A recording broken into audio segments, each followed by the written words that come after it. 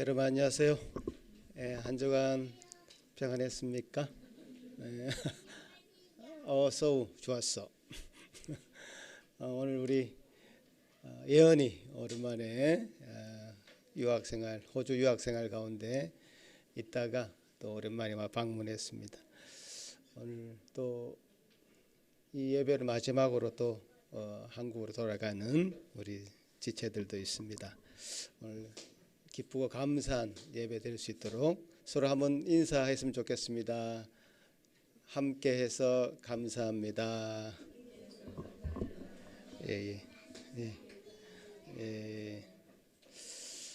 모든 분들 환영하고요. 같이 기도하심으로 오늘 우리 천 목사님도 오셨네. 기도하심으로 6월 11일 밴쿠버 예수 산길교회 예배를 드리겠습니다. 우리의 도움은 천지를 지으신 여호와의 이름에 있도다. 아멘.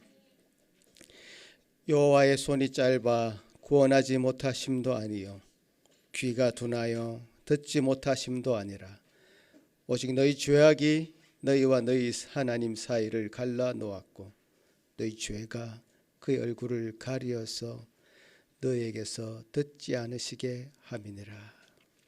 거룩하신 하나님 아버지, 우리를 구원하시기 위하여 이 땅에 그리스도 예수를 보내시고 낮고 천한 자리에 임하시게 하시며 우리 모든 어려움을 다 겪게 하시고 우리의 모든 것을 채울하셔서 능히 우리의 구원자가 되게 하시는 그 놀라운 사랑을 베풀어 주신 하나님을 높이 찬양합니다. 이 시간 주의 백성들 이 자리에 모여서 우리를 구원하시는 그 주님, 또 영원히 우리를 참으로 구원의 놀라운 능력으로 살게 하실 그 하나님, 그 하나님을 찬양하고 이 시간 엎드리기를 원합니다. 우리 마음을 낮춰주시고 우리의 높이 계신 하나님을 눈을 들어 볼 수 있는 우리 마음의 눈 되게 하여 주옵소서. 희종을 주님께 부탁드립니다. 감사하고 예수님 이름으로 기도합나이다. 아멘. 다 같이 일어나서 기쁘게 하나님께 영광의 찬양 드리겠습니다.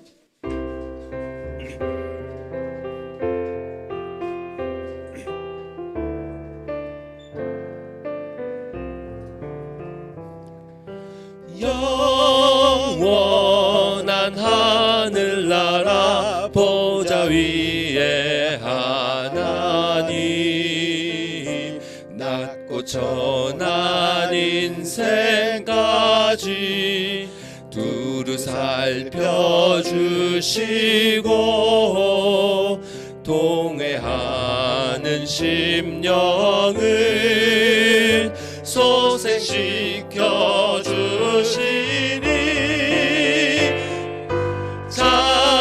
찬양을 받으소서. 영광의 주 하나 영원한 하늘나라 영원한 하늘나라 보좌 위에 하나님 낮고 천한 인생까지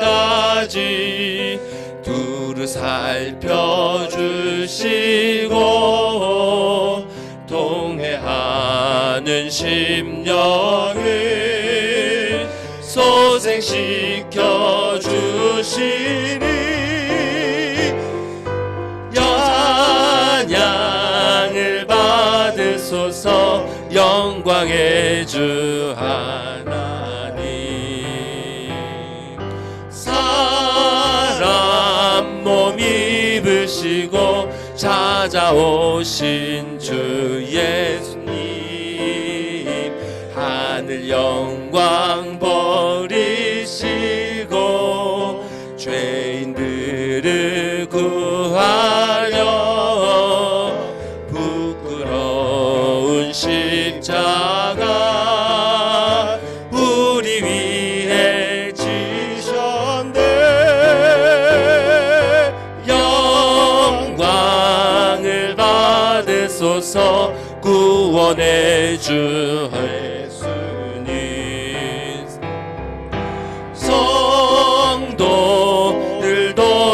오시고 위로하는 주 성령 우리 맘에 임하시어 진리 알게 하시고 갈구하는 심령에 충만하게 하시어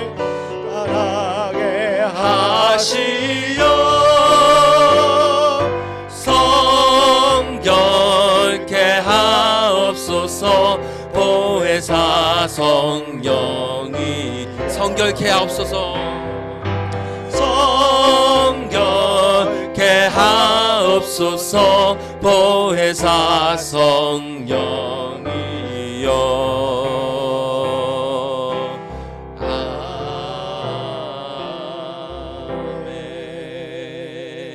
아멘.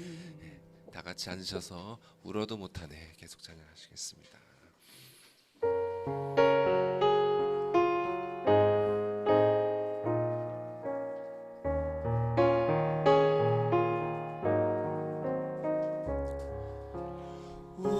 울어도 못하네 눈물 많이 흘러도 겁을 없게 못하고 죄를 씻지 못하니 울어도 못하네 십자가에 달려서 예수 고난 당했네 나를 구원하시니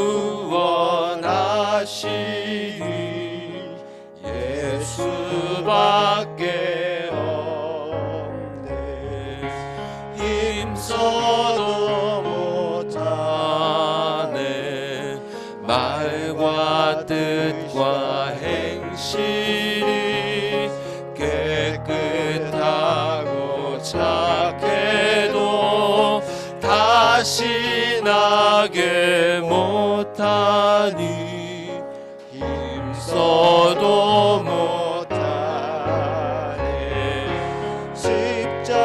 십자가에 달려서 예수 고난 당했네 나를 구원하시니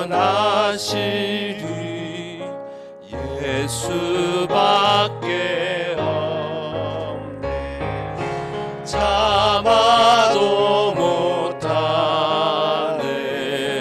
할 수 없는 죄인이 흉한 죄에 빠져서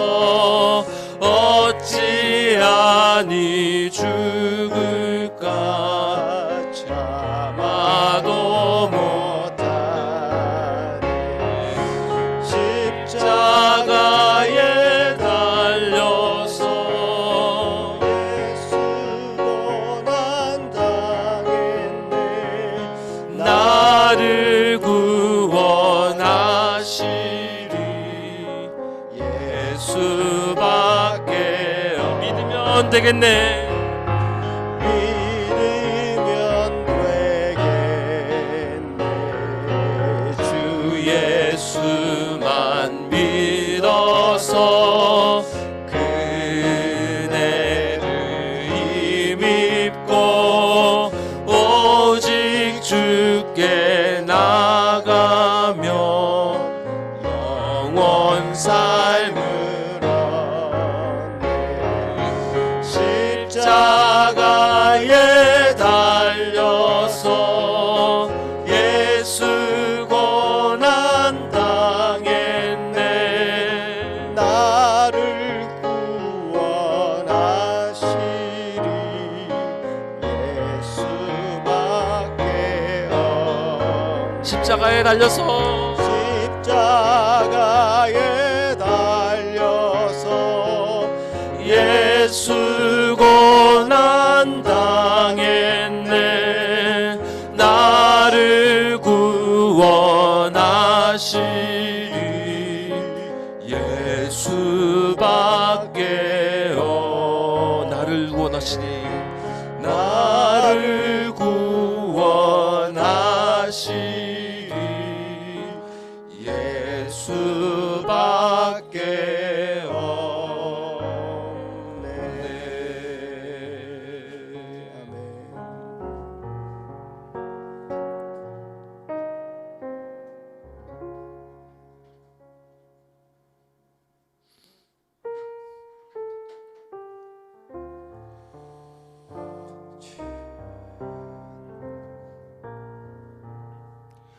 내가 깊은 곳에서 주를 불러 아뢰니 주여 나의 간구를 들어주신 바라고 보좌 앞에 나가니 은혜 내려주소서.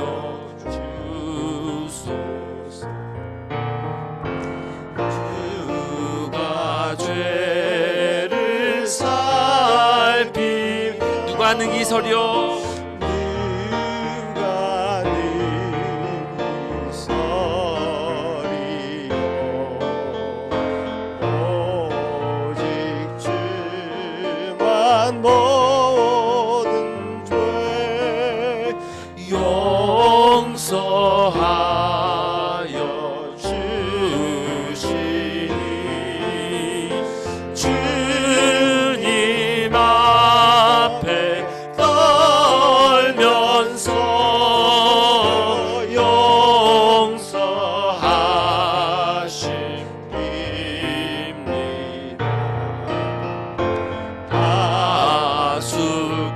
다수꾼이 새벽을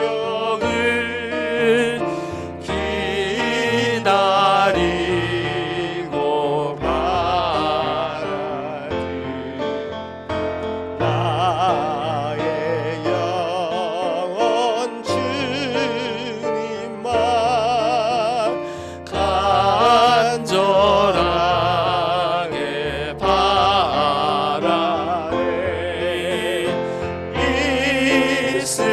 이스라엘 백성아 주를 바라보아라.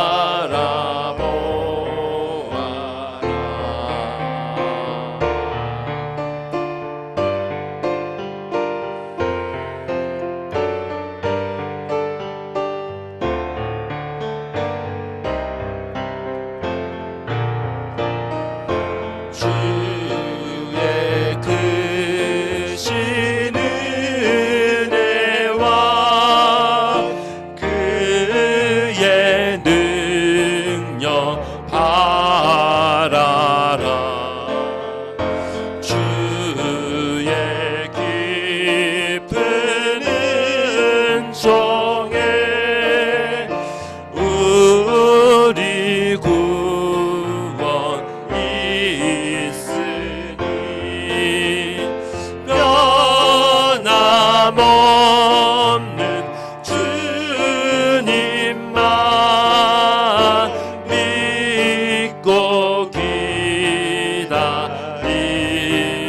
주의 크신 은혜여 주의 크신 은혜 그의 능력 바라라. 그의 능력 바라라. 주의 깊은 은총에 우리 구원 있으니 변함없는 주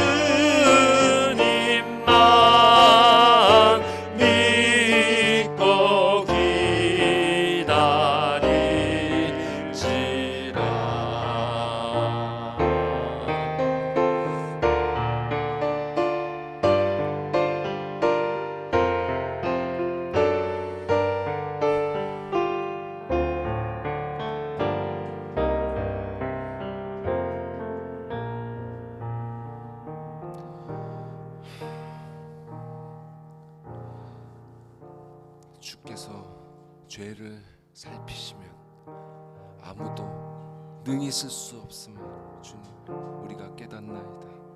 주님 이 시간 우리의 모든 죄를 주님 앞에 고백하오니 주님 우리를 주님의 크신 자비로 받아주시옵고 주님 우리가 변함없는 당신만 믿고 기다리고 나아갈 때 주님 우리에게 다가오사 우리를 예수 그리스도의 은혜로 품어 주시옵소서. 다 같이 기도하시겠습니다. 하나님 아버지, 주여 죄를 살피시면 누구도 피할 자가 없습니다. 주여 참 우리의 죄악이 주님과 우리 사이를 내었사옵니다. 주여 그 길게 뻗으신 팔로 우리를 건져주시고 우리의 구원의 요청을 들어주시며 그 놀라우신 은혜로 저희를 주여 붙잡아 주시옵기를 소망합니다. 아버지 하나님이여 아버지 하나님 우리의 죄악이 참으로 우리를 더 깊게 주여 우리 심령이 가라앉도록 도우시고 주여 이방인들의 그 마음속으로 풍랑을 이용했으나 주여 이 땅의 모든 성물들을 이용했으나도 우리 믿는 자들 선택한 자들 하나님의 백성들을 깨워주시고 주님이 원하시는 백성으로 만들어주시고 주님이 우리에게 주신 사명을 감당하기 부족함이 없도록 주여 지켜주시옵기를 소망하고 기도합나이다. 아버지의 은혜를 구하고 소망합니다. 이 시간 우리 심령의 죄악을 살필 줄 아는 저희 백성들 되게 하시고 주여 주의 연약함을 주님 앞에 엎드려 자복하며 회개할 수 있는 그런 심령들 되게 하여 주시옵소서.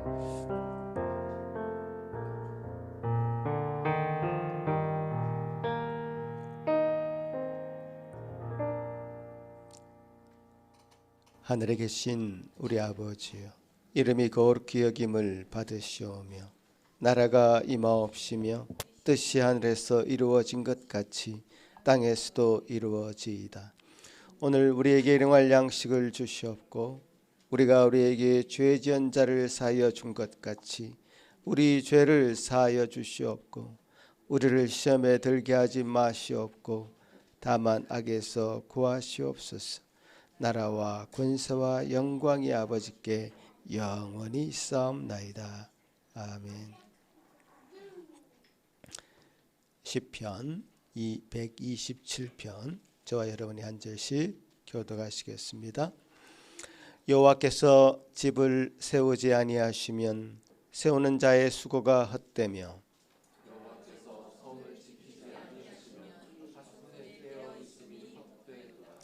너희가 일찍이 일어나고 늦게 누우며 수고의 떡을 먹음이 헛되도다.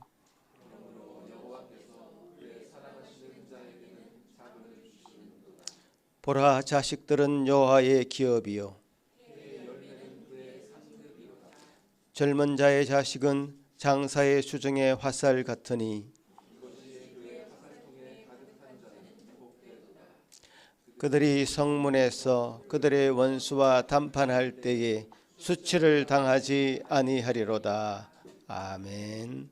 이 시간에 예배를 위해서 이찬욱 전사님 기도할 때에 다 같이 기도하시겠습니다. 천지 만물을 창조하고 다스리시는 하나님 아버지, 지난 한 주간도 당신의 자녀들을 잊지 않으시고 약속하신 은혜로운 언약간에 우리를 보호하여 주시고 이렇게 다시 우리를 아버지 앞으로 인도하여 주심에 감사드리옵나이다.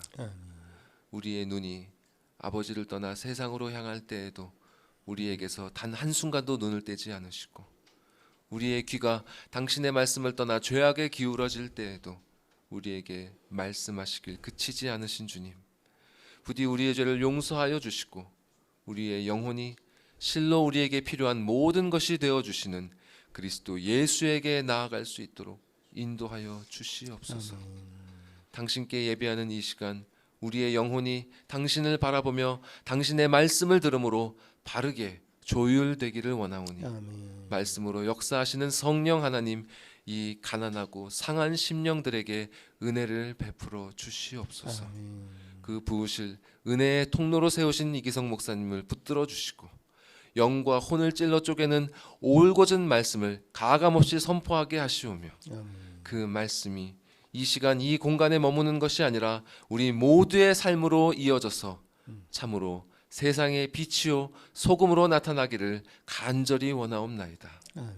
세상의 빛으로 오신 예수께서 병자들의 몸을 고치실 뿐 아니라 그들의 영혼도 구원하신 것처럼 당신의 몸된 교회 역시 여러 가지 어려움을 겪는 이웃들을 돌볼 뿐 아니라 그들의 죽어있는 영혼을 향하여 생명의 복음을 전파하기를 멈추지 않게 하여 주시옵소서. 아멘. 자연도 그리고 사람도 점점 거칠고 험악해져가는 이 세대에 참되고도 유일한 위로요 소망이 되시는 그리스도의 소식이 더욱 널리 퍼지길 소망하오며 아멘. 이 모든 말씀 우리 구주 예수 그리스도의 이름으로 기도드리옵나이다. 아멘.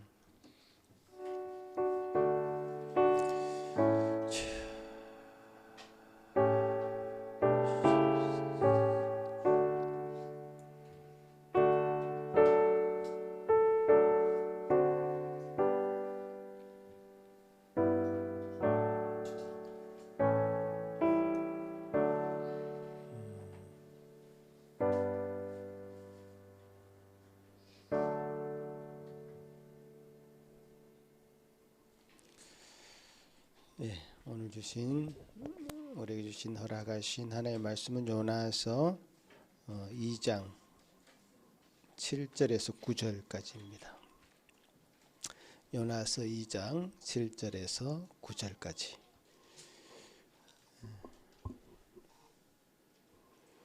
같이 제가 봉독해 올리겠습니다.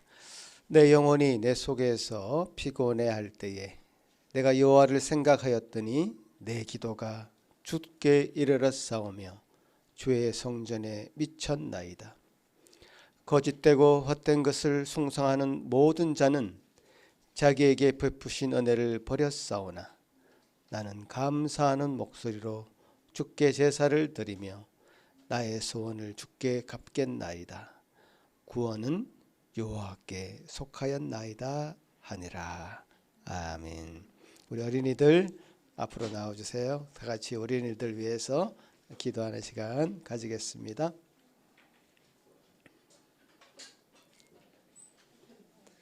자, 우리 서우 오케이. 하이파이브.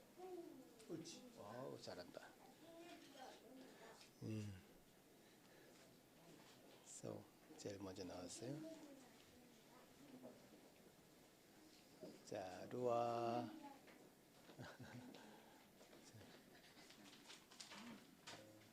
누구 그린 거야?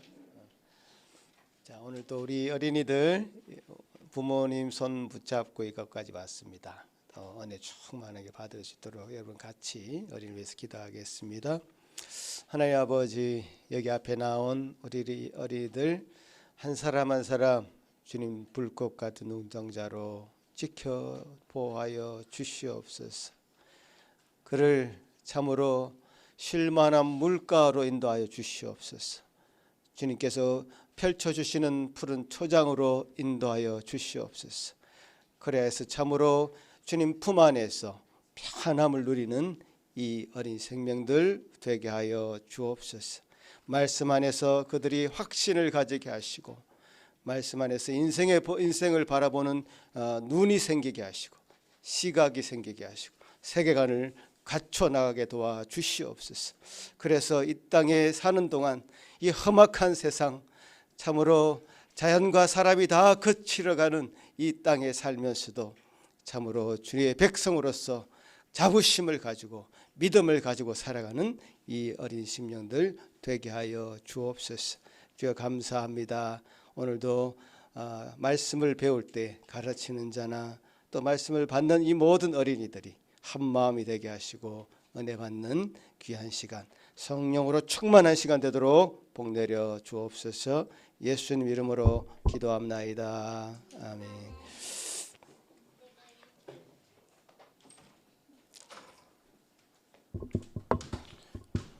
오케이.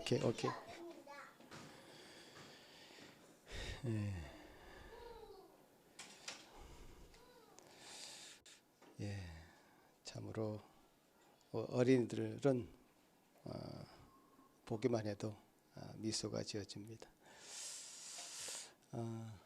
오늘 요나서 말씀 가지고 제가 두 번에 걸쳐서 말씀을 나누려고 하는데요.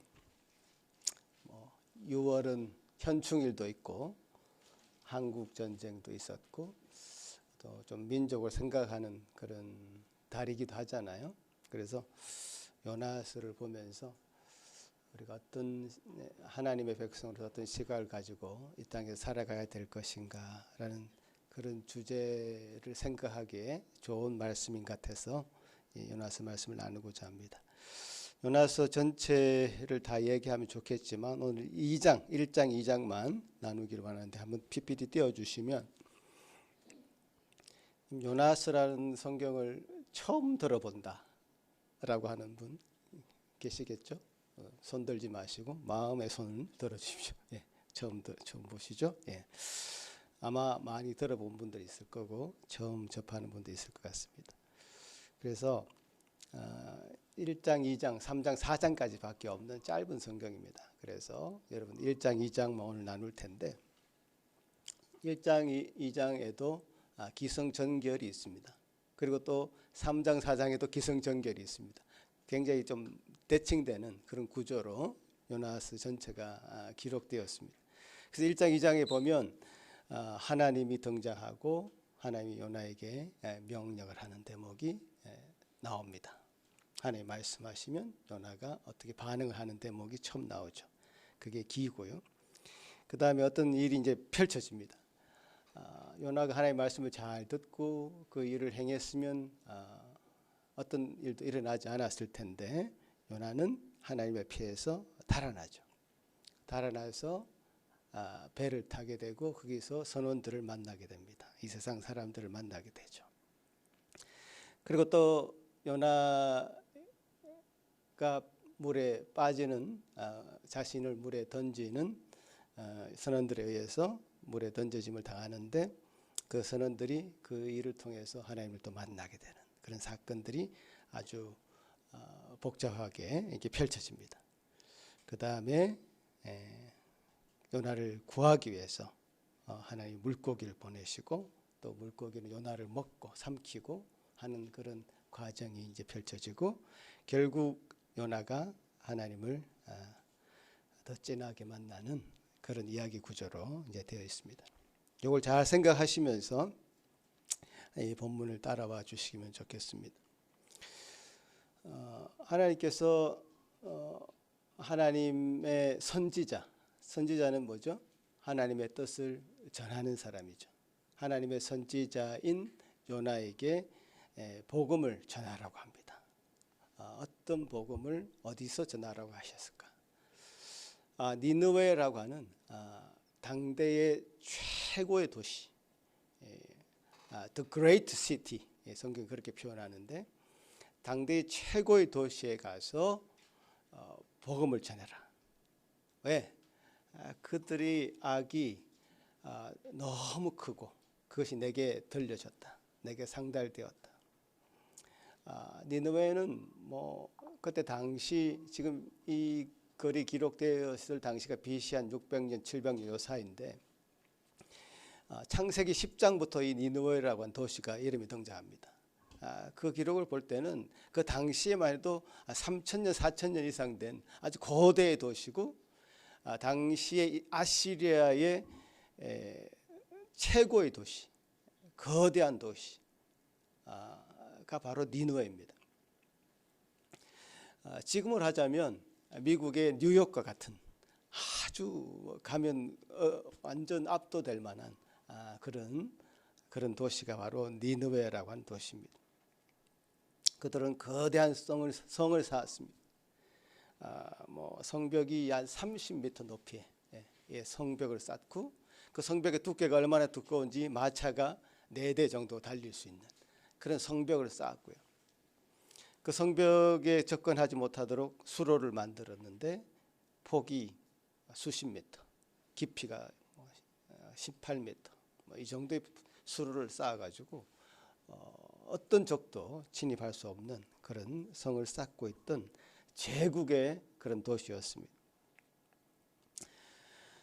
그런데 그들이 악에 빠져 있었고 하나님은 그 니느웨가 회개하여 돌아오기를 바라서 하나님의 선지자, 하나님의 말씀을, 하나님의 뜻을 전하는 그 선지자에게 그 명령을 했습니다.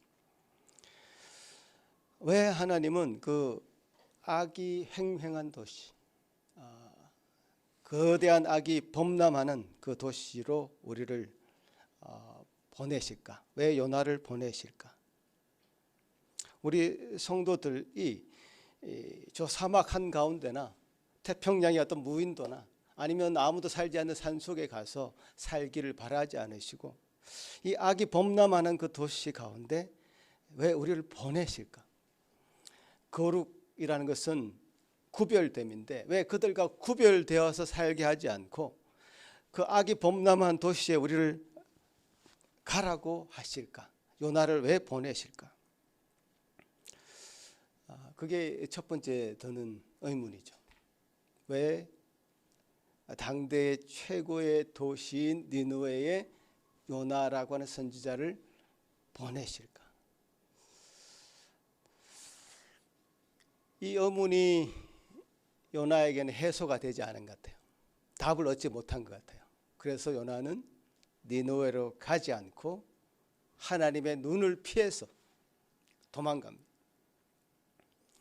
그때 당시 이제 여러분 유럽 지중해 그 지도를 머릿속에 한번 떠올려 보시면 니느웨는 이스라엘을 중심으로 북동쪽 내륙 지방입니다. 그러나 다시스라고 하는 곳으로 요나가 도망가는데 배를 타고 다시스는 지중해를 건너서 지금 스페인 지역이 다시스 지역입니다. 그때 당시 땅끝이라고 그랬습니다. 그 뒤에는 아무것도 없는 줄 알았죠. 땅끝 당연히 거대한 도시 니느웨와는 비교되는 아주 작은 시골 같은 아무도 살지 않을 것 같은 그런 도시로 요나는 도망가고 있었죠.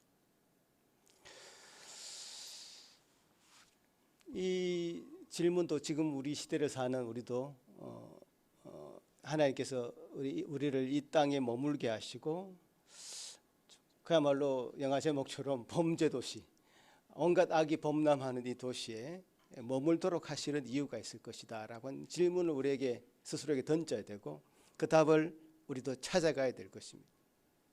왜 이곳에 머물게 하실까? 난 그저 산에 오두막 하나 짓고 자연인처럼 살고 싶은데 아무 접촉도 없고 그럼 스트레스 받을 일도 없고 그냥 자연을 보면서 유유낙낙하면서 신선처럼 살고 싶은데 이런 생각이 왜 안 들겠습니까? 그러나 하나님은 구약 시대부터 지금까지 하나님의 그 사역이 전개되었던 그 방향을 보면 대도시 중심으로 사역이 진행되었습니다. 애굽의 대도시들 그리고 예루살렘 그 사도 바울이 복음을 전했던 그 도시들을 보면 당대 최고 3대 도시라고 일컬어졌던 안디옥을 중심으로 고린도, 아테네 그리고 결국 로마까지 가잖아요. 최대 도시들, 거점 도시들을 중심으로 사도 바울은 복음을 전했고 교회를 세웠습니다. 복음이 전해지는 곳에 당연히 교회가 세워졌죠. 지금도 전 세계 인구의 60% 이상은 다 대도시에 몰려 있습니다. 그죠? 하나님의 복음이 자연을 대상으로 하지 않고 정말 사람을 위한 사역이라면 당연히 도시에 집중되어 있습니다. 도시는 그야말로 불법이 난무합니다. 매춘, 마약 문제, 또 그 당연히 도시에는 슬럼가가 형성되어 있죠. 교통도 복잡하고 공기도 탁합니다. 그곳에 머물러야 할 이유가 있는 것이죠. 왜? 하나님은 우리 인간에게 관심하고 있기 때문에 그렇습니다. 그래서 요나에게 요나에게 온갖 인간 군상들의 죄악이 넘쳐난 도시 느네웨로 가라고 명령을 하신 것입니다. 그런데 아직 답을 찾지 못한 어떤 다른 생각이 있었던 이 요나, 하나님의 말씀을 전하는 선지자임에도 불구하고 그 명령을 거부하고 도망가죠. 요나는 하나님께 반항하고 있는데요, 우리 저와 여러분의 모습이라고 생각하시면 될 것 같습니다.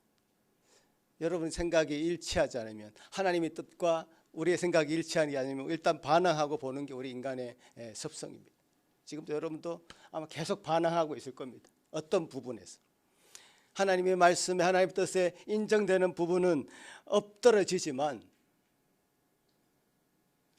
좀 뭔가 아닌 것 같아, 내가 좀 받아들일 수가 없어 라고 하는 부분들이 여러분 아직 있을 겁니다. 열심히 반항하십시오. 하나님을 반항해서 니느웨로 가지 않고 다시스로 떠났던 그 요나를 하나님 내버려 두지 않죠. 하나님은 한자말로 무소부지하다, 아니 계신 곳이 없다, 하나님을 피할 수 있을 것이라고 생각했는데 요나는 피할 수 없었어요. 하나님의 눈을 피해서 도망간다는 말이 요나서 1장에 2번이나 반복해서 나옵니다. 하나님을 피해서 도망간다, 하나님의 눈을 피해서 도망간다. 하나님 무소부지한 분이죠. 어디든지 계십니다. 여러분 골방의 문을 다 닫아놓고 혼자 아무도 안 본다고 생각하는 그 공간에 하나님 계시고요, 이불을 뒤집어 쓰고 있어도 하나님 계십니다. 저 망망대해 배를 타고 가면 정말 아무것도 보이지 않는 그런 때를 만날 때도 있죠. 그곳에도 하나님이 계십니다. 하나님의 펼쳐진 손은 인간이 아무리 자신을 감추려고 해도, 하나님을 떠나려고 해도 하나님은 그곳에 이미 가 계십니다. 온 땅에 거하시는 분이십니다. 저 한국 땅도, 호주 땅도, 밴쿠버도, 태양은 어디든지 다 비치잖아요. 이 태양을 만드신 하나님이 비치지 못할 그 곳이 없고 미치지 못할 곳이 없습니다. 매우 어리석은 요나의 선택이었다는 것을 우리는 잘 압니다. 근데 인간은 그런 어리석은 선택을 하죠. 계속. 저와 여러분이 그렇습니다. 어리석은 선택을 계속합니다. 도망가려고 피합니다. 부정합니다. 반항합니다. 그러는 인간이 이제 하나님 앞에 어떻게 자신을 알아가느냐라고 하는 과정이 지금 요나서에 계속 기록이 되는 거거든요. 요나는 어렴풋하게 그가 다시스로 도망갔던 그 이유를 요나서 나중에 4장에 보면 어렴풋하게 드러냅니다. 왜 내가 니느웨에 가지 않고, 하나님의 명령을 듣지 않고, 선지자인데, 적어도 선지자인데 하나님의 명령을 듣지 않고 그걸 거부하고 도망갔을까? 성경이 기록하고 있는 내용을 보면 그는 민족주의적 반감이 그에게 있었다라고 해석할 수 있습니다. 니느웨는요, 다른 나라가 아니라, 다른 나라의 도시가 아니라 지금 이스라엘을 괴롭히는 열방의 도시였습니다. 아주 민족주의적으로 반감이 생길 수밖에 없는 그런 나라의 대도시였습니다. 유대인들 입장에서는 저 적국이 빨리 하루 아침에 빨리 망하기를 기도하고 있었지 결코 그 나라가 회개해서 돌이키기를 바라지 않는 겁니다. 여러분, 이런 대목에서 우리는 한국과 일본의 관계를 상상해 보면 좋습니다. 여러분 간접적으로 경험해봤고 역사를 통해서 읽어봤겠지만 지금 우리 대한민국은 1945년도 해방될 때까지 36년 동안 일본의 식민 치하를 경험했습니다. 그게 뭐 이제 80년밖에 안 된 그런 이야기죠. 우리 할아버지 때는 그런 일을 경험했습니다. 그죠? 그래서 그 일본과 우리나라의 그 민족 감정이라는 것이 굉장히 잘 드러나는 때가 바로 축구할 때죠. 축구. 여러분 뭐 축구할 때 일본하고 시합을 하면 일본하고는 가위바위보도 지면 안 된다고 이제 가위바위보에서도 이겨야 된다. 그래서 민족 감정이 막 일어납니다. 식민지를 겪어보지도 못한 그 근처도 가보지 못한 저와 여러분이 그런 감정을 아직 가지고 있단 말이에요. 그럼 우리 독립운동을 했던 우리 선조들은 어떤 감정을 가질까요? 일본을 보면 저 나라 빨리 좀 망했으면 좋겠다. 지진이나 좀 더 나지. 북극 모든 얼음이 다 녹아가지고 일본이 정말 좀 깔아앉았으면 좋겠다. 이런 얘기를 하는 사람들이 등장하죠. 그런 말을 하는 사람들이 애국지사처럼 보이죠. 축구 이야기를 좀 더 하면 우리 한국이 월드컵 처음 나간 때가 1954년입니다. 그 일본에서 해방되고 나서 45년 해방되고 나 8년 정도. 그리고 1950년에 한국 전쟁이 터지죠. 한국 전쟁 50년 6월 25일에 터졌고 53년까지 3년 동안 전쟁을 합니다. 그래 한 6개월 전쟁이 끝나고 한 6개월 정도 됐던 시점에 1954년에 처음으로 월드컵에 출전할 어떤 무슨 시도를 하게 됩니다. 우리도 축구를 한번 해보자. 자, 전쟁의 폐허 속에서 당시 한국은 그야말로 세계 최고의 빈국이었습니다. 하루 세 끼를 먹기를 힘들어하는 그런 최고의 빈국이었습니다. 지금 여러분 상상이 안 될 것입니다. 저도 상상이 안 됩니다, 사실. 뭐 지금 동남아, 방글라데시 뭐 이런 못 사는 나라 얘기하지만 그 나라들보다 훨씬 못 살았습니다. 그런데 축구를 하겠다고 이제 말을 하니까 그때 당시 대통령이었던 이승만 대통령이 이제 축구를 하려면요, 피파에서 축구를 하려면 홈앤 어웨이로 2번을 해야 되거든요. 그 일본하고 예선전을 치러야 된다는 겁니다. 일본하고 예선전을 치러서 이기는 팀이 스위스에서 열리는 월드컵에 간다는 거죠. 예선전을 치르려면 그 일본 사람이 한국에 한번 와야 되고 우리가 일본에 한번 가야 되고 이런 상황이죠. 당시 이승만 대통령은 일본을 극도로 혐오했습니다. 너무너무 싫다. 일본 사람이 우리나라 땅에 발을 딛는 것은 정말 인정할 수 없다. 혹시 와서 축구 경기에서 졌다고 생각해 보면 이건 정말 민족의 어떤 사기를 꺾는 일이다 해가지고 엄청난 반대를 했습니다. 대통령이 반대를 하니 일이 잘 진행이 안 됐죠. 당시 이제 국회 국무총리까지 지냈던 장택상이라는 분이 축구협회 회장이었습니다. 그분이 집요하게 설득합니다. 조건을 내겁니다. 그 일본 사람들 여기 오지 않고 우리가 2번 일본에 가서 도쿄에서 2번 경기를 하겠습니다. 우리 대한민국 선수들이 지면 배를 타고 오는 동안에 현해탄, 대한해협이죠. 현해탄 다 물에 빠져 죽겠습니다. 각서를 씁니다. 진짜로 물에 빠져 죽었을 겁니다. 졌으면.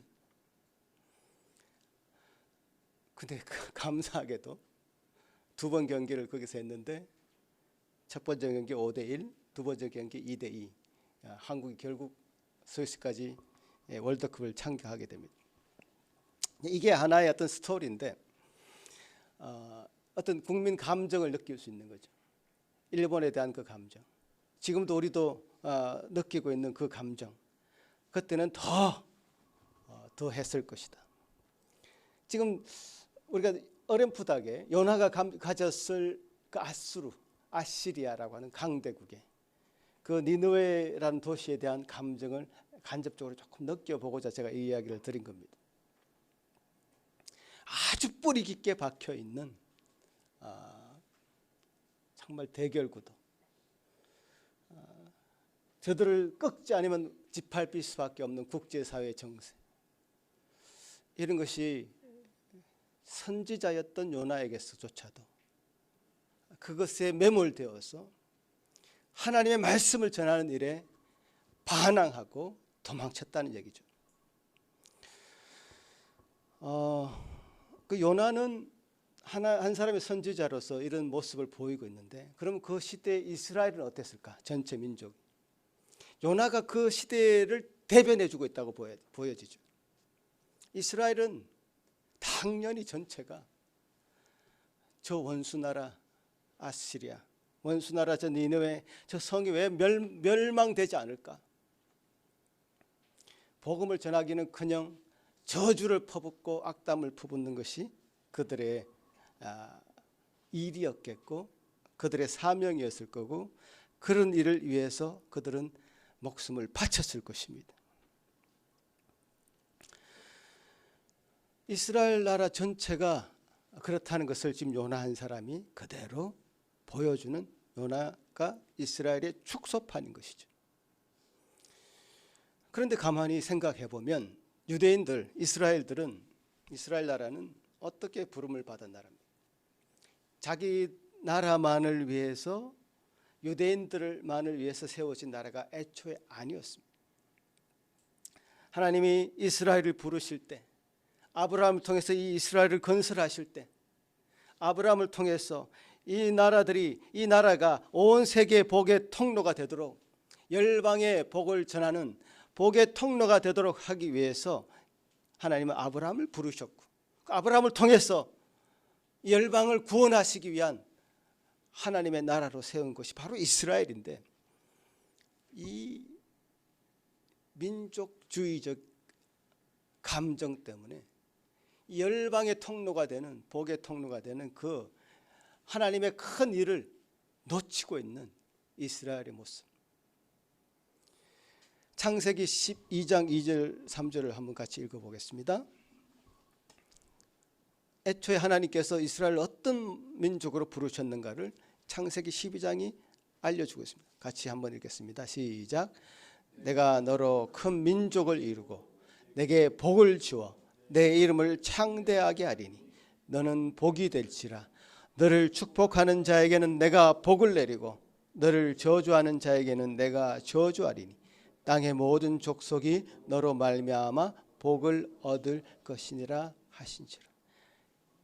이걸 이스라엘 민족의 그야말로 국훈이죠. 국훈. 이스라엘 민족이 존재하는 이유죠. 이 본문이 저와 여러분이 존재하는 이유입니다. 이 땅에 하나님의 백성들이 존재하는 이유입니다. 이 땅의 백성들이 왜, 하나님의 백성들이 왜 있어야 되냐? 바로 이것 때문에. 땅의 모든 족속들이 나를 통해서 그리스도를 알게 되는 그 영광을 우리에게 부여하신 것이죠. 이스라엘이 존재하는 이유는 이스라엘을 통해서 하나님의 영광의 만방에 펼쳐지도록 하는 것이 이스라엘의 존재적인 목적이고 이유였는데, 그 이스라엘이 이기적인 나라가 되었단 말이에요. 민족주의 틀 안에 갇혀버렸단 말이죠. 요나가 선지자로서 그 직무를 감당하지 못하고 있는 것, 그것은 바로 이스라엘이 그 직무를 유기해서 그 시대의 사명을 감당하지 못하고 있음을 그대로 투영하고 있습니다. 여러분, 우리는 한국인입니다. 또 캐나다인이기도 합니다. 어느 국가에 속해 있습니다. 그러나 이 모든 민족적인 국가적인 그런 명함이 우리에게 있지만, 우리에게 가장 중요한 것은 천국의 시민권이라는 사실이죠. 하나님의 나라가 이 땅에 건설되기를 소망하는 하나님의 나라의 백성이라는 사실이죠. 난 정말 답답한 것은 교회에서 또 하나님의 말씀을 전하는 목사들이, 성도들이 공산주의, 또 자본주의, 태극기 집회, 촛불 집회 이런 것에 매몰되는, 그래서 그것으로 뭔가를 이루려고 하는 그 이데올로기가 그 마음 가운데 자리 잡고 있어서 하나님 나라의 백성으로서의 그 사명을 감당하지 못하고 있는 모습을 볼 때 너무 답답합니다. 도대체 저 사람들이 하나님을 믿는 사람들인가? 공산주의 물론 나쁘죠. 그럼 자본주의는 다 옳습니까? 이 땅의 이데올로기는요, 옳은 것이 없어요. 어떤 자기들의 생각이고 주장이죠.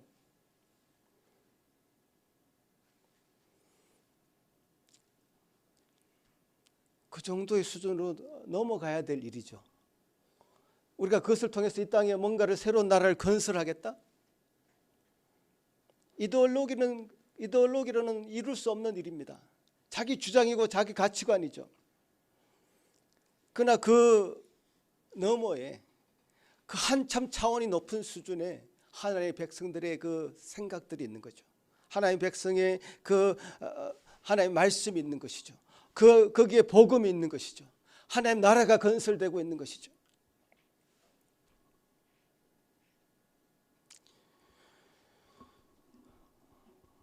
물론 공산주의적인 사상 훌륭한 부분도 있고 자본주의 사상 훌륭한 부분이 있긴 있습니다. 양가를 다 접근해 봤을 때 잘잘못을 스스로 따질 수 있는 그런 실력은, 지식적인 수준을 우리가 갖춰야 됩니다. 우리가 그 공산주의를 몰라서 말 안 하는 게 아니에요. 자본주의를 몰라서 지금 이 시간에, 이 귀한 시간에 내가 말 안 하는 게 아닙니다. 왜 맨날 이 찬송만 부르느냐? 더 좋은 노래를 몰라서 뭐 안 부르는 게 아닙니다. 우리의 가치가 여기 담겨져 있기 때문이죠. 하나님의 말씀이 우리의 가치고, 그 모든 공산주의나 자본주의를, 이 세상의 어떤 세상의 문화를 뛰어넘는 하나님의 세계관이기 때문에 우리가 이것을 계속 파고 또 파고 또 부르고 또 부르는 것 아닙니까? 저는 한국과 일본하고 축구할 때 당연히 한국을 응원합니다. 그죠? 그러나 일본인에게도 복음을 전해야 되는 사명은 우리에게 있음을 알아야 되죠. 헷갈려 있어서는 안 됩니다.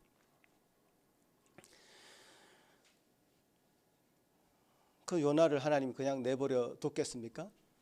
하나님 눈을 피해서 도망가는 그 요나, 저 멀리 배를 타고 한정없는 곳으로 도망가고 가면 끝일 것 같은 그런 요나를 가만히 내버려 뒀겠습니까? 폭풍을 사용하십니다.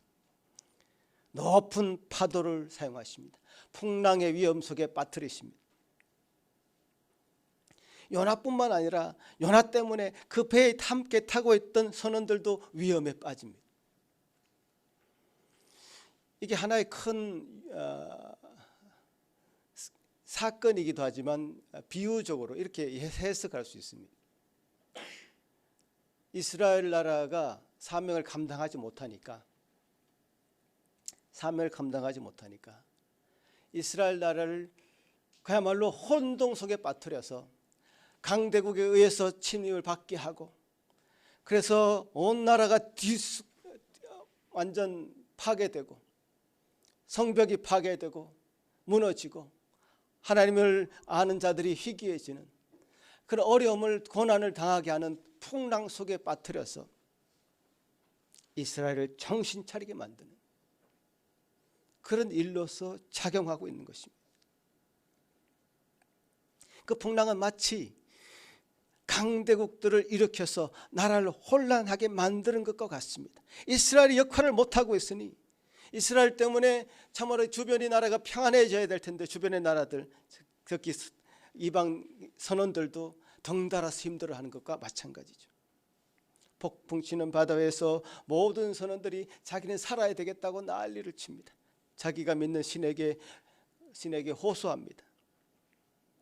그러나 그런 상황 가운데서도 요나는 그저 배 밑에서 잠자고 있었다는 것 아닙니다.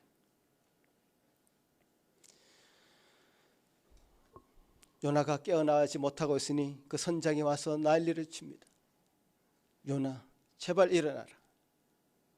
하나님을 알지 못하던 이방인 선장이 다그쳐서 요나로 하여금 하나님께 기도하게 만듭니다. 요나가 정신 못 차리고 있으니 이방인으로 하여금 요나에게 정신 차리게 만드는 겁니다. 우리가 정신 못 차리고 있으면요, 다른 사람들이 왜 너 기도하지 않느냐, 세상 사람들이 이렇게 우리를 정신 차리게 만드는 일을 하나님 그렇게 일을 만드실 것이다. 지금도 그것은 동일합니다. 이 장면은요, 로마서의 이 대목이 굉장히 떠오르는 한 대목입니다. 이스라엘이 제사장 역할을 감당하지 못하는 것을 보고 사도 바울이 아주 그 뼈에 사무치는 이야기를 하는 대목이 로마서 11장에 나옵니다. 한번 보시겠습니다. 같이 한번 읽어보겠습니다. 시작. 그러므로 내가 말하노니 그들이 넘어지기까지 실족하였느냐? 그럴 수 없느니라. 그들이 넘어짐으로 구원이 이방인에게 이르러 이스라엘로 시기하게 함이니라. 그들의 넘어짐이 세상의 풍성함이 되며 그들의 실패가 이방인의 풍성함이 되거든 하물며 그들의 충만함이리요. 내가 이방인인 너에게 말하노라. 내가 이방인의 사도인 만큼 내 직분을 영광스럽게 여기노니 이는 혹 내 권력을 아무쪼록 시기하게 하여 그들 중에서 얼마를 구원하려 함이라. 이스라엘이 지금 예수님이 와도 예수 그리스도를 받아들이지 못하는 그런 암흑 가운데 빠져 있습니다. 이스라엘은 넘어졌습니다. 구원이 이방인에게로 넘어갔습니다. 이방인들이 믿음으로 돌아옵니다. 교회로 들어옵니다. 이런 일들을 통해서 이스라엘이 시기하게끔 만들었으라도 정신 차리게 만드시는 분이시다.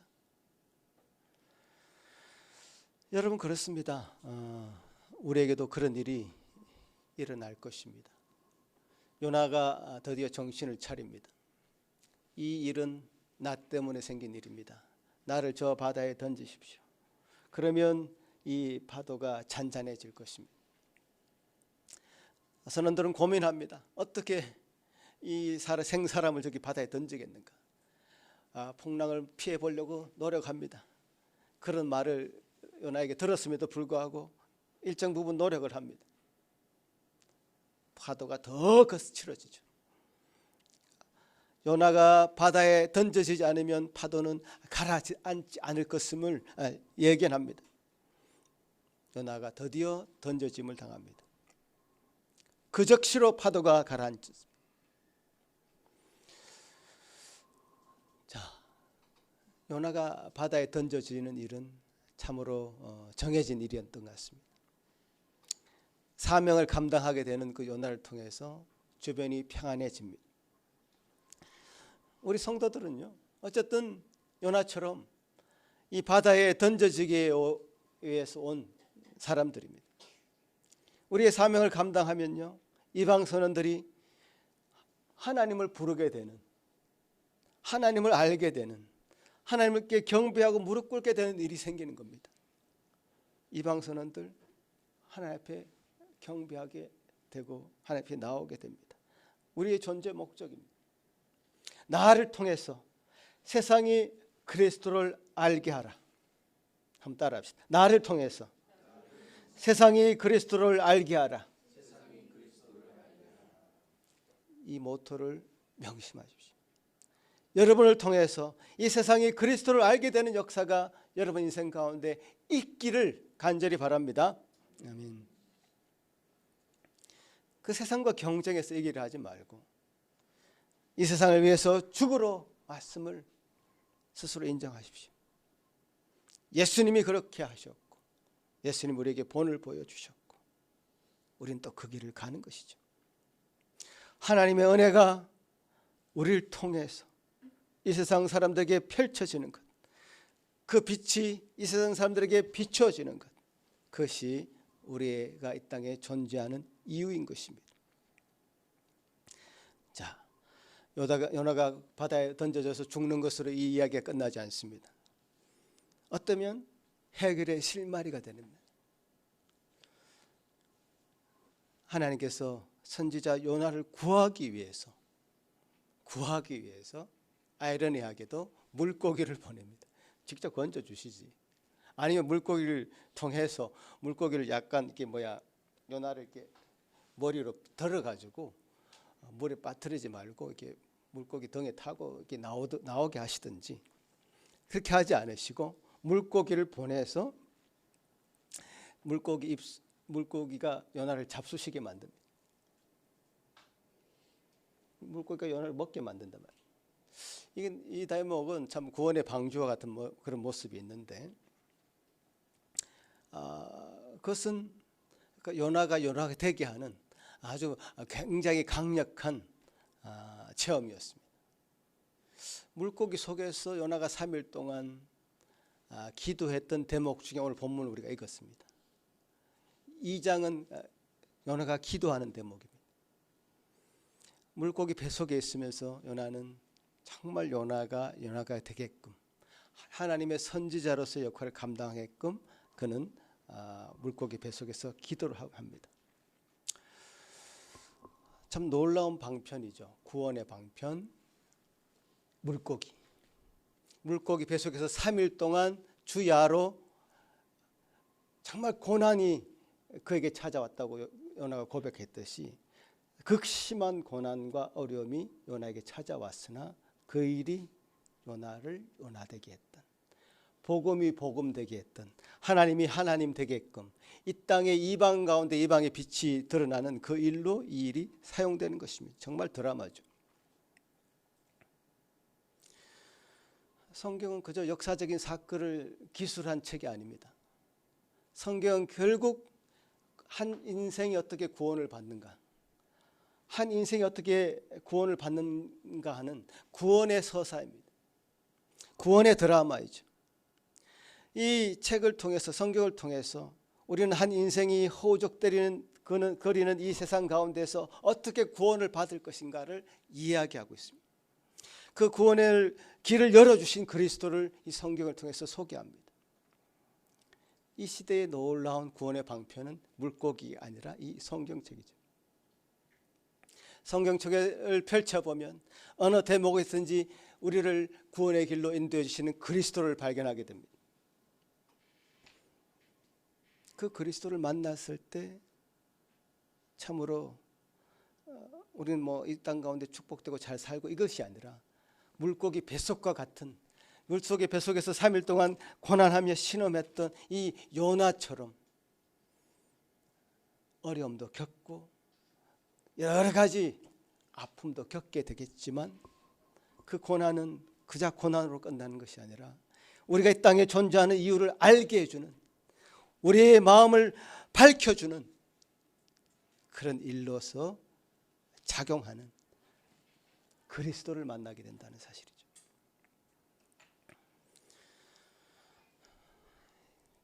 그 인생의 고난을 요나서 2장에서 요나는 기도하는 가운데 하나하나 뱉어내고 있습니다. 3일 동안 죽음을 맛보는 시간이었을 것입니다. 성경 한번 띄워주시면 요나서 2장 말씀들 같이 한번 읽어가면서 따라가 봅시다. 3절에 보면 이렇게 고백합니다. 같이 읽겠습니다. 주께서 나를 깊음 속 바다 가운데 던지셨으므로 큰 물이 나를 둘렀고 주의 파도와 큰 물결이 다 내 위에 넘쳤나이다. 물에 빠져서 허우적거리고 있는 장면이죠. 그를 깊음 속 바다 가운데 던져버렸습니다. 그렇지만 아직 물 표면이죠. 표면에서 허우적거리는 그런 표현이죠. 그 다음에 5절을 같이 읽겠습니다. 물이 나를 영혼까지 들러싸우며 깊음이 나를 에워싸고 바다 불이 내 머리를 감쌌나이다. 물이 내 영혼까지 들렀다.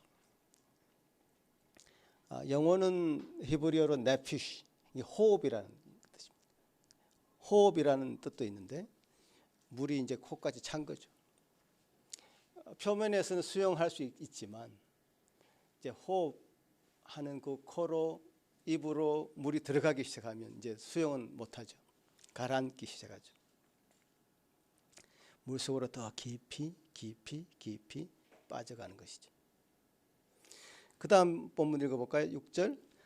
내가 산의 뿌리까지 내려가 싸우며 땅이 그 빗장으로 나를 오래도록 막아 싸우나 나의 하나님 여호와여, 주께서 내 생명을 구덩이에서 건지셨나이다. 계속 빠져들어갑니다. 산의 뿌리, 바다에도 이렇게 산이 있습니다. 바다 밑바닥 모래에 처박혔습니다. 그냥 힘든 것이 아닙니다. 고난이라는 것은 어떤 패턴이 있습니다. 요걸 지나면 괜찮아질 거야 하는 그 순간 더 내려가 버립니다. 요걸 지나면 괜찮아질 거야 하면서 하는 그 순간 더 내려가 버립니다. 여기 몇 번 반복되다 보면요, 맥을 놔버리죠. 이게 패턴이죠. 고난의 패턴.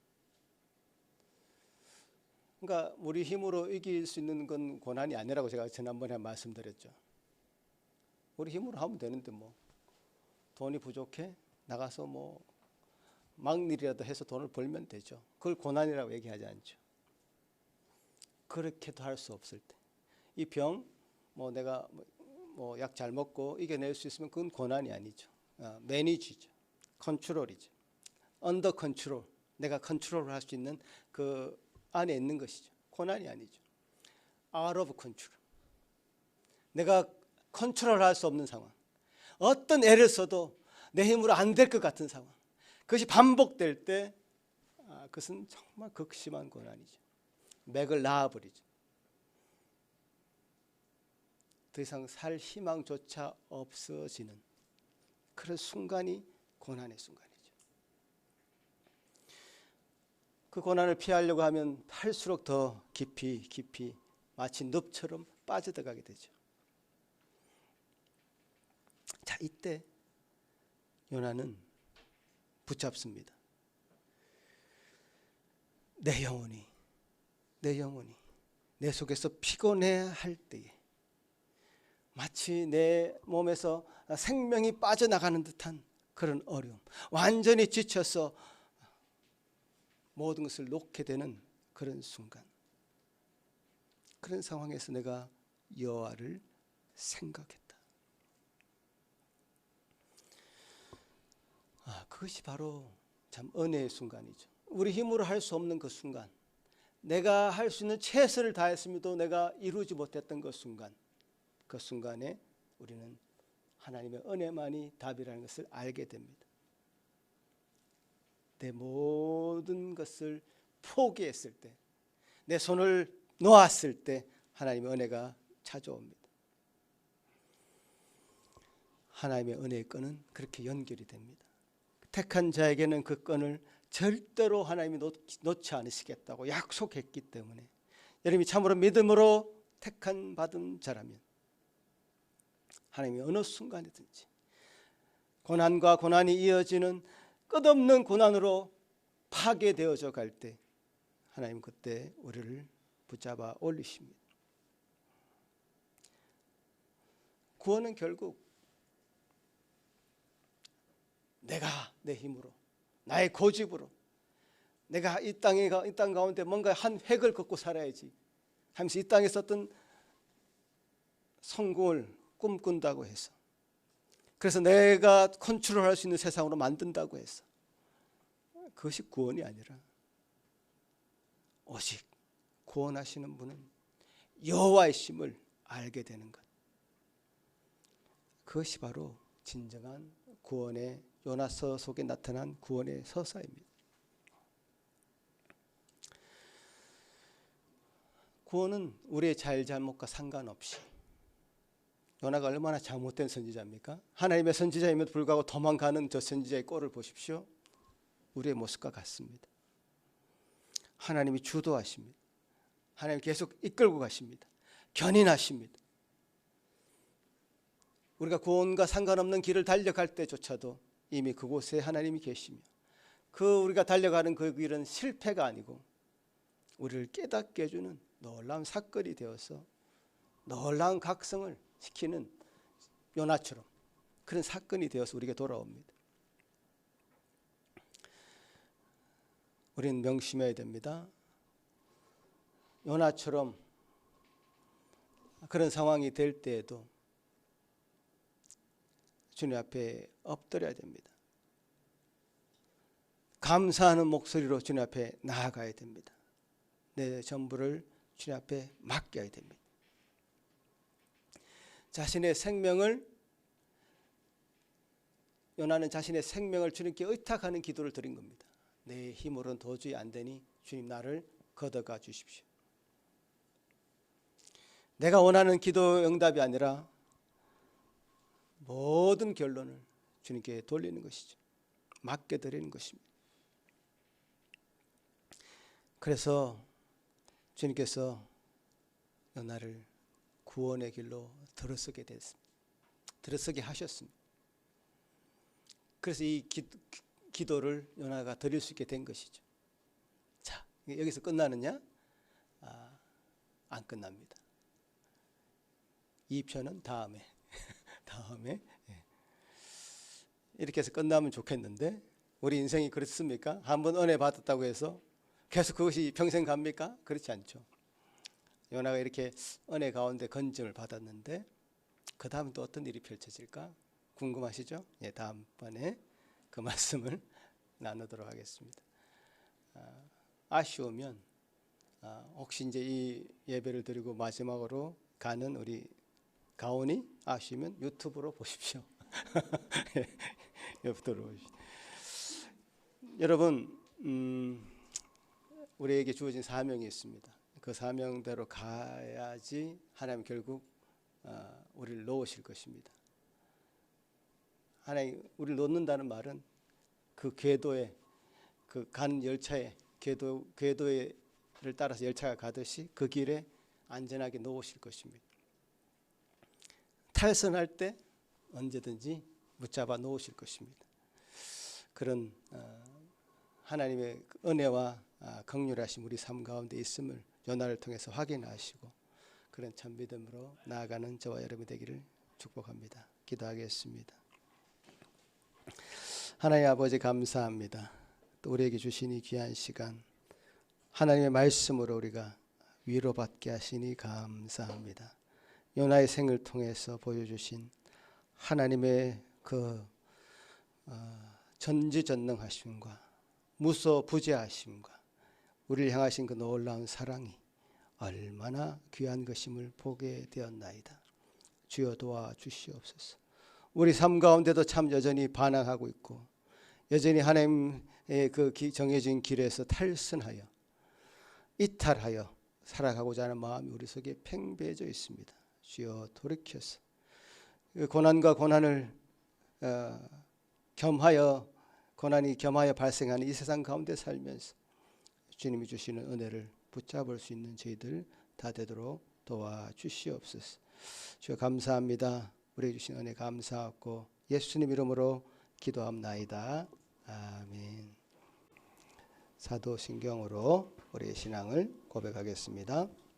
전능하사 천지를 만드신 하나님 아버지를 내가 믿사오며 그 외아들 우리 주 예수 그리스도를 믿사오니 성령을 대하사 동정녀 마리 나시고 원대어 그날의 고능을 받으사 십자가에 못 박혀 죽으시고 장사한 지 사흘 만에 죽은 자 가운데서 다시 살아나시며 하늘에 오르사 전능하신 하나님 우편에 앉아 계시다가 저리로서 산 자와 죽은 자를 심판하러 오시리라. 성령을 믿사오며 거룩한 공예와 성도가 서로 교통하는 것과 죄를 사하여 주시는 것과 몸이 다시 사는 것과 영원히 사는 것을 믿사옵나이다. 아멘. 다 같이 일어나서 말씀 기억하시면서 우리 기쁘게 찬양 드리겠습니다.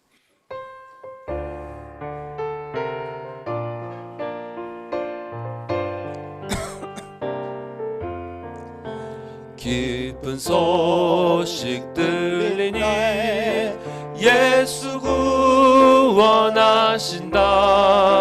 만민에게 전하라.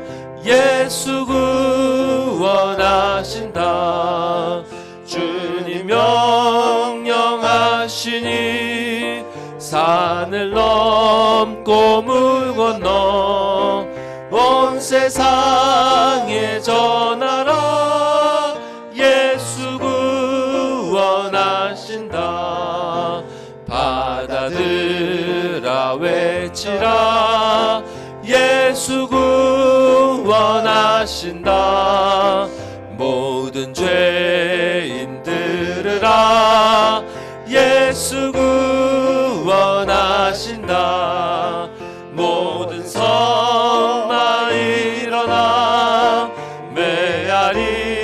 외쳐 울려라.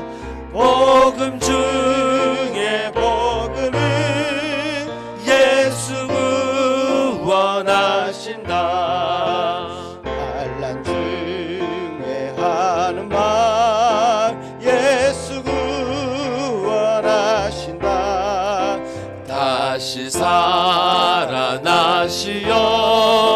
예수 구원하신다.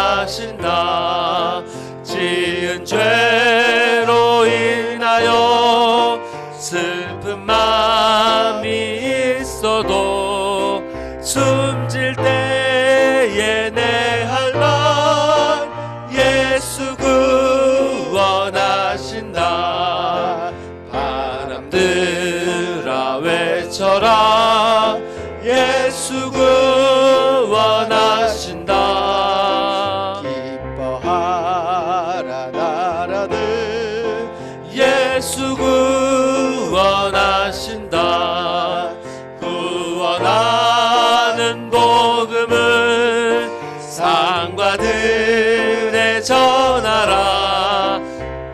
우리들의 승전가 예수 구원하신다. 감사합니다 주님.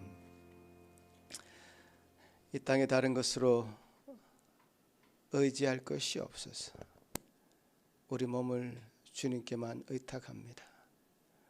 주님만이 여호만이 구원이심을 고백합니다. 어떤 이데올로기도 어떤 문화도 우리 인생을 구원할 것은 없음을 고백하고 주님이 우리에게 베풀으신 말씀과 복음만이 이 하나님 나라만이 이 세상을 온전케 하는 그런 것임을 인정하고 주님 앞에 무릎을 꿇습니다. 주님, 하나님보다 높아진 모든 사상들, 생각들, 그 마음들 다 낮추어 주시고 겸손케 하시고 주님이 원하시는 사람으로 구원이 주님께만 있음을 인정하며 주님 앞에 나아갑니다. 주여, 주의 백성들 이 자리에 나올 때 그 원래는 이방인처럼 그 이방 선원들처럼 하나님을 몰랐던 자였으나 하나님을 경험하게 된 자로 주님을 예배하는 자로 여기 서 있음을 감사드립니다. 주여, 그 예배가 참으로 진정과 신령으로 드려지는 예배되게 하시고 또 하나님을 더 깊이 알아가면 알아갈수록 그 수준과 차원이 높아지게 하시고 주님이 그 뜻이 우리를 통해서 전거되고 전달되는 일에 기꺼이 사용되는 그런 주의 종들이 될 수 있도록 도와주시옵소서.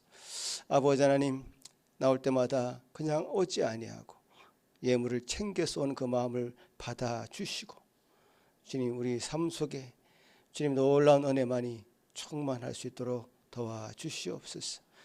감사하고 예수님 이름으로 기도하옵나이다. 아멘. 자리에 앉으십시오.